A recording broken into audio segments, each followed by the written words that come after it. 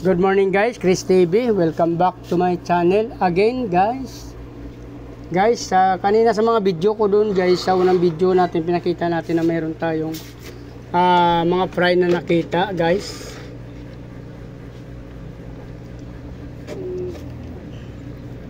Doon sa aking iskinita, pangalawa doon sa aking tiris. Ngayon guys, dito sa tab na to guys. Yan, yung male natin dyan guys, feeder. Yung ating female albino AFR I mean guys, no, albino full red yan, namatay yung male niya dyan, kaya sinamahan na natin siya ng male na feeder.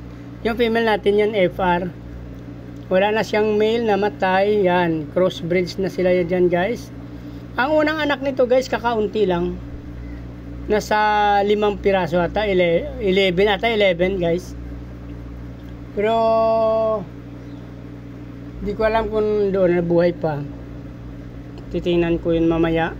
Ito kasi guys, yung anak nila ngayon guys, sobrang dami guys, oh. Hindi ko akalain. Pagka adult na sila talaga guys, marami na silang binibitawang mga fry guys, yan, oh. Sobrang dami, oh. Ito guys, hindi to bababa ng 40 guys, oh. Sobrang dami guys, yan. Dito natin ilagay sa maliwanag. Ay, sorry. Ayan guys, oh. Grabe, dami rin guys, oh. Yan ang huli ko nakita guys. Ito lang yung breeder tab natin. Ano lang siya, yung mineral water na 8 liters lang to guys.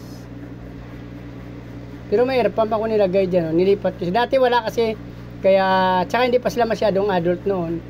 Kakaunti lang sila pa nagbitaw ng nung nag-price sila, kakaunti. Ito guys, sa pangatlo na yata niya itong bitaw, pangalawa. Yan, dami guys, oh. 40 up to guys. Hindi ko magkamali.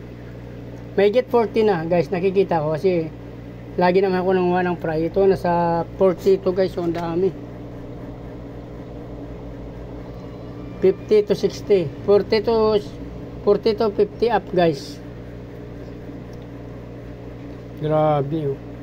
So hindi natin maisama to sa ating mga tab na ano, kasi titingnan natin kung anong labas ng ano na to paglaki ng ating feeder male, taka AFR ang female guys. Hanapan ko lang to ng lagayan guys. So yun guys, dito ko muna sila na nilagay guys. Naklimit ko muna. Medyo wala pa siyang aerator dito. Hanapan ko pa guys. Puproduce ko pa. Hindi ko pa alam kung saan ako kukuha since mahina na rin kasi dito sobrang dami na nila.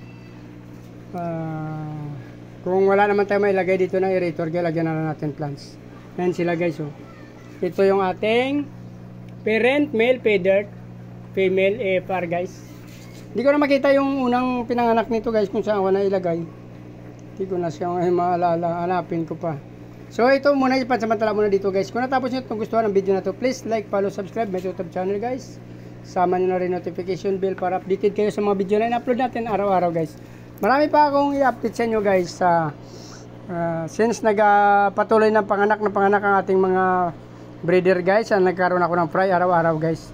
So feeling ko ano na lang, Friday, Saturday, Sunday na ako makapagbinta siguro, sa makabalik ulit sa tabi ng kalsada guys. So maraming salamat. Pakipollow nyo na rin ang aking Facebook page, Chris Molieno.